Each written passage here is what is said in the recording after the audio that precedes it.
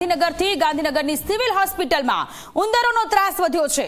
દાખલ દર્દીઓને હોસ્પિટલનો સ્ટાફ ઉંદરોથી પરેશાન થઈ ગયો છે। હોસ્પિટલના જુદા જુદા વોર્ડમાં ઉંદરો નજરે પડ્યા છે। ઓક્સિજન પાઇપલાઇન અને સીલિંગ પર ઉંદરના આટાફેરા। ઉંદરોને લીધે દર્દીઓને તેમના સગાઓને ભયનો માહોલ છે। સિવિલ હોસ્પિટલ ગાંધીનગરની કે જ્યાં ઉંદરોનો ત્રાસ જોવા મળી રહ્યો છે।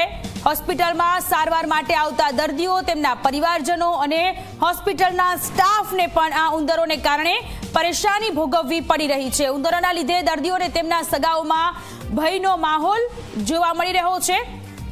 તો ગાંધીનગરની સિવિલ હોસ્પિટલમાં ઉંદરોનો ત્રાસ વધતો આ નજરે આવી રહ્યો છે।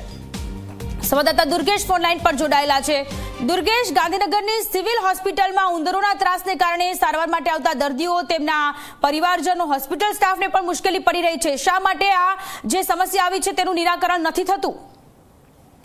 જી સોનલ, વાત કરવામાં આવે તો ગાંધીનગર સિવિલ હોસ્પિટલમાં ફરી એક વખત ઉંદરો જે છે રાત્રિ સમયે દર્દી અને સ્ટાફને હેરાન પરેશાન કરતા હોય તેવા વિડીયો સામે આવ્યા છે। 30 તારીખના રાત્રે પણ જે ઉંદરો છે તે ઓક્સિજન પાઇપ હોય કે ઉપર જે સીલિંગ છે ત્યાં આગળ આટાફેરા કરી રહ્યા છે તેવા દ્રશ્યોમાં કેદ થયા છે। સ્થાનિક જે દર્દીઓ છે તેના સગાઓ અને દર્દીઓ દ્વારા આ વિડીયો ઉતારવામાં આવ્યો છે।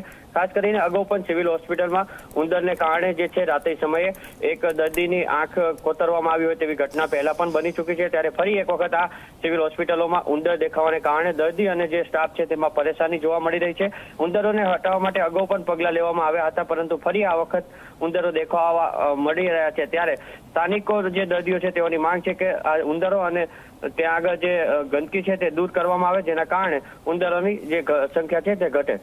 જી, આભાર તમામ વિગતો માટે।